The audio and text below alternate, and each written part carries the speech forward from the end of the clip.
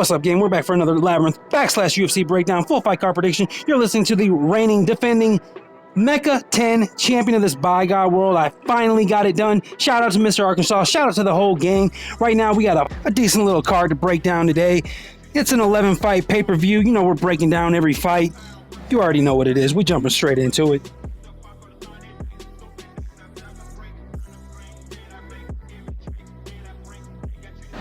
First fight of the night right here. Not gonna lie, it's pretty low level women's fight right here, guys. Not something you want to be invested too heavily in, obviously. It's Diana Belbita versus Maria Oliveira. Now, to me, this is kind of like a mirror match in that Diana Belbita and Maria Oliveira, they both like to kind of come forward with reckless combos, man. They come forward pretty recklessly with their attack, and because of that, I just think that this fight could really go either way. I think that for a kind of a lighter women's fight, I actually think this fight's got a good chance of finishing inside the distance. I'm gonna put a little play on the no distance. I got that at plus 200 right here. As for a side, not too heavy on a side at all, but I am going to have to lean with Diana Belbita right here. I think she's going to be a little bit sharper with her punches. Plus, she's got a sneaky little grappling attack that I think could catch Oliveira off guard right here, man. If this fight ends up going to the ground, I think we could be looking at a sub by Belbita right here. But yeah, I'm gonna side with Diana Belbita.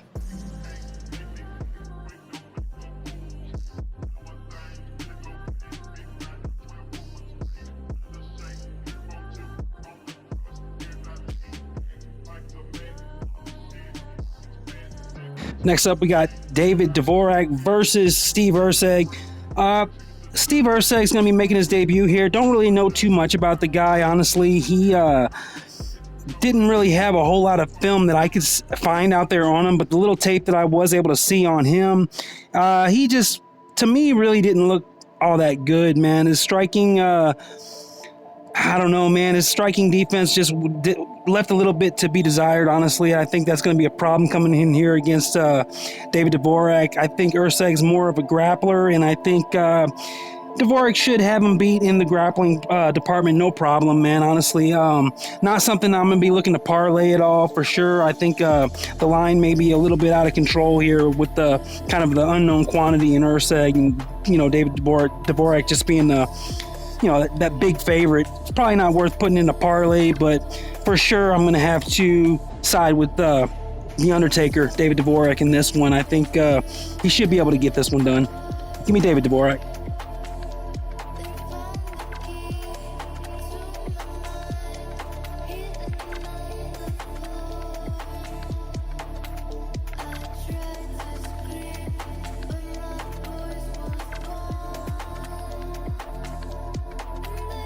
Next up, we got Kyle Nelson versus Blake Bilder right here.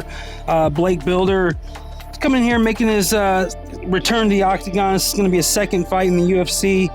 Kyle Nelson is a guy who's been around, man. We kind of know what we get with him. He kind of just plods forward, looks to put heavy hands on you, man. He can grapple a little bit, he can wrestle a little bit, but he's not really great in any one particular area. He's more of a jack of all trades type of guy who just looks to kind of go out there and put people away with his hands, I think. And the opponent, Blake Bilder, I think is more of a wrestler, grappler type of dude. He, his UFC debut, it wasn't the best thing I've ever seen by any means, but I did at least like the fact that he was able to push a nice pace late in that fight. In that third round, he still looked like he had plenty in the gas tank, and I think that might be a big factor here because what we know about Kyle Nelson is that guy fades, man, as the fight goes on, man. So I think with Bilder's wrestling attack and his cardio, he should get this one done. Give me Blake Bilder.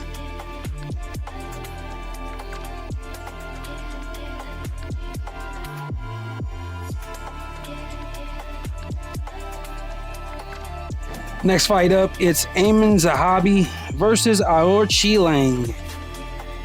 Now, this fight right here, for me, comes down to the fact that Archie Lang, the Mongolian guy here, he is much improved from when we saw him early in his UFC career. For instance, when he took on Jeff Molina, he just looked very unpolished, man. His striking, to me, didn't really look that good. His footwork really didn't look very good either, honestly. But fast forward to today, and I think he's one of the more improved guys, really, on the roster. His striking looks a lot better, and his footwork, cardio, everything's looking a lot better, man. So, yeah, I'm gonna have to roll with him here. I think Zahabi is more of a kind of a lower level guy, man. Kind of just comes forward one strike at a time. Not really much in the way of volume with him, and I think he'll probably get out volumed here, man. He's gonna. I think Archie Lang is gonna outstrike him, be able to put a pace on him right here, man. Maybe even get him out of there. But yeah, I'm gonna have to go with Archie Lang here.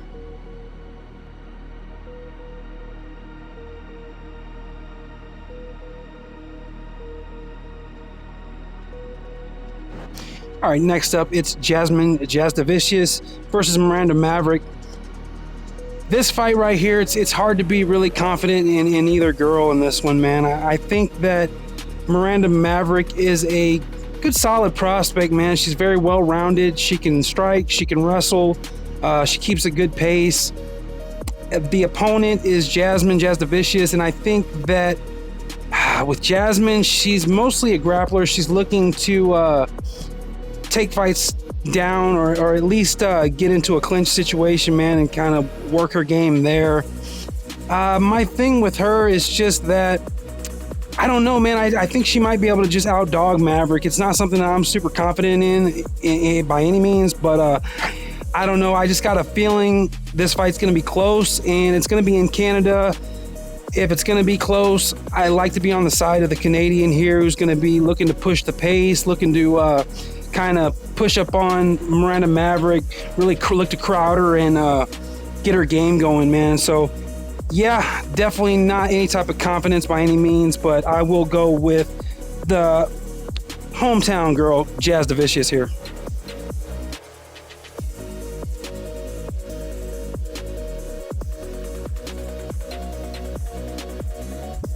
Well, we go from one fight that I'm not confident in to another here. It's Nasruddin Imavov versus Chris Curtis. And this right here is one of those fights, you might say it's 50-50, but gun to my head, I'm going to have to side with Chris Curtis here, man. I don't know. I think I could be wrong. I just think that Nasruddin Imavov, in his last fight, whenever Sean Strickland started putting the pressure on him, I don't know. I just didn't like how Imavov responded to that, man. I think if you put the pressure on Imavov, that's how you can really get him out of his element, man, and kind of take over. And I think with Chris Curtis, you know, he came off his last fight against Kelvin Gastelum, and in that fight right there, he lost a pretty close decision, man. He was pretty sour about it. I don't think he wants to have that happen again here. I think that he's going to come out there, really look to turn up the heat, man, and put a lot of pressure on Nasruddin Imavov here. At least he will if he's smart, man. So, yeah, I'm going to have to side with the action man, Chris Curtis, in this one.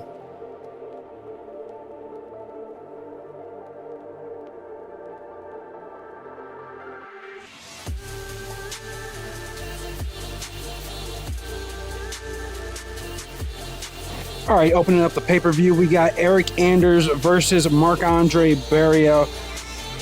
Now, this fight right here is between a couple of guys who, I mean, they're not really the greatest, but I would say that they're both pretty solid veterans right here. Eric Anders, he basically kind of plods forward, likes to put heavy hands on people. He can grapple a little bit. He can wrestle if he needs to. His opponent, Marc-Andre Barriault, he's a decent grappler in his own right. What he really likes to do, though, is come forward and put a lot of volume on his guy, man. Just kind of overwhelm him with strikes from the inside. He likes to get to the inside, get to that clinch, use a nasty elbow attack, knees attack, and he can take the fight down too, man. And he's got some decent submissions himself. But this one right here, how I see it going, man, I don't know. I'm not really a big Eric Anders guy. I'm not really big on how he fights, man. He kind of just comes forward with one shot at a time with his head down. I don't think it's going to get the job done here against Marc-Andre. I'm going to have to go with the power bar.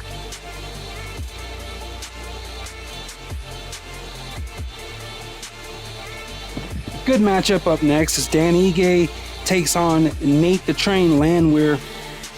Now, this fight right here is kind of similar to a fight that I'm going to be breaking down a little later on in the card. But Dan Ige, I think, just being better, more well-rounded, just more skilled everywhere in this fight. I think Landwehr, he's a good man. He's a dog, man. He's always looking to scrap, but not really the best fight IQ. Doesn't really make the best decisions in fights, and you know, and what he likes to do is kind of take people down and work them over on the ground in the grappling. But I don't see that as being too viable of an option right here for him against Ige. Ige is an outstanding grappler. He's going to be the much better, much more technical striker on the feet.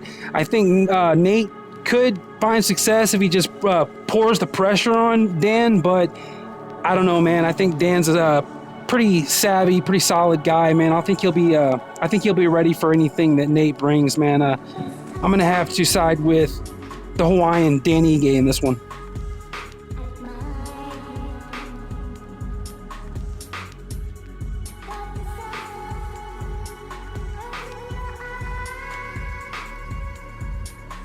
All right, next fight up, it's Mike Malott versus Adam Fugit.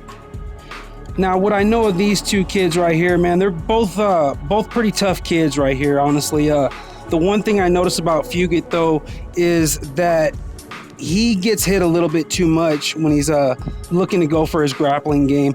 He's a good, solid wrestler. He's got a decent submission game. He's got decent cardio and all that, man. He's good. He's a good prospect. He is, honestly, and I think he could give him a little bit of trouble right here, but there's no way I can pick Fugit with as much as he gets hit, man. Not against a guy like Malott.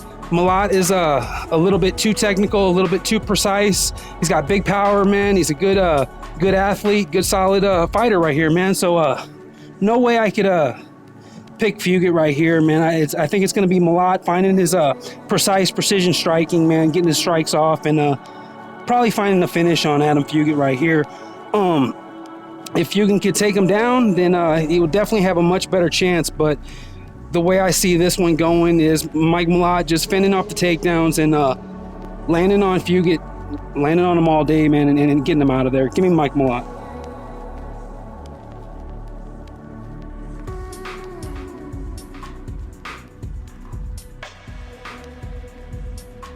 All right, co-main event up next, and got right here probably the banger of the card, man. This is going to be a very fun fight. It's Charles Oliveira versus Beneil Dariush. And honestly, guys, I really like Beneil Dariush. I do. I think he's a good, solid fighter, man. He's got good, well-rounded attack. He can strike. He can wrestle. The thing with him, though, it's kind of like the last fight with Fugit. He just gets hit a little bit too much. And I think, with his striking defense being like that, it's not going to be a good thing against a guy like Charles Oliveira, man. Charles Oliveira hits too hard, man. He's one of the sharpest strikers in the game. And plus, Charles Oliveira can always just take the fight to the ground, even if he's not winning on the feet, honestly. And it's going to be, if he does, it's going to be in his world. I think there's a good likelihood this fight does end up going to the ground, man. And I think it's going to be all Charles in that realm, man. I just don't really see too many ways for Dariush to win this fight right here. I think one thing he could do is just kind of try to put a pace on Charles Oliveira and really look to just drown him, man. Take him out in the deep waters and drown him and win a decision that way. But honestly, I think Charles Oliveira, I don't know, man. I see him being able to find a finish on Benny, man. I really don't see this fight going the distance, guys. I think Charles Oliveira catches him with something on the feet, and then once it goes to the ground, it's going to be his world, guys. So definitely going to have to go with Charles Oliveira here. I think the the no distance is a very smart play right here. I don't think this is one of those fights that normally is not going to see the final bell. I've been wrong on it before, but I just definitely don't think this fight's going to a decision, guys. Yeah, I'm definitely all over the no distance, and I'm all over Charles Oliveira right here, guys. I think he's just better everywhere. He's better striking, better grappling. Maybe Benny with the wrestling, but nah, it's gonna be too dangerous. He's gonna get caught by something. He's gonna fall into something, and that's gonna be a wrap. So give me Charles Oliveira.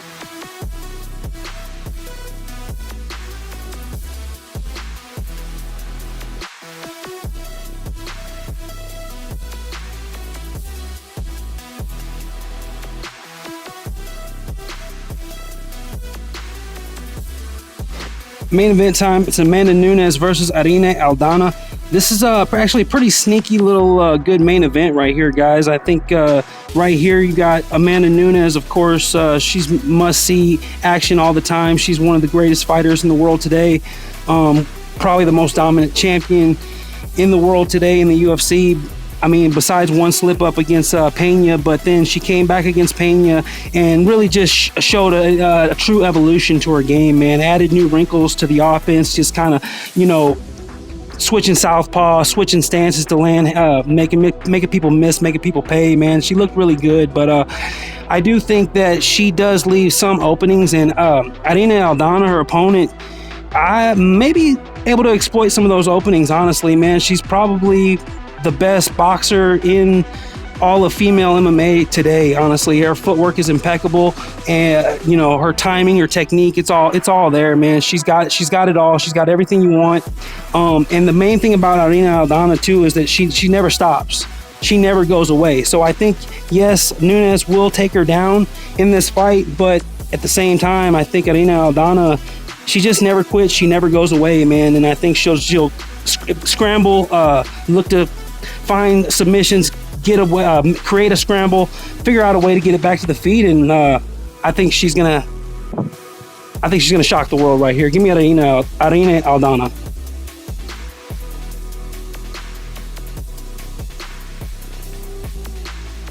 And if you made it this far, guys, massive shout out to you. Be sure to subscribe to Mr. Arkansas on YouTube for the craziest live streams, the most entertaining sports content, and the very best MMA prediction competitions. Thanks so much for watching, and I'll catch y'all on the next one.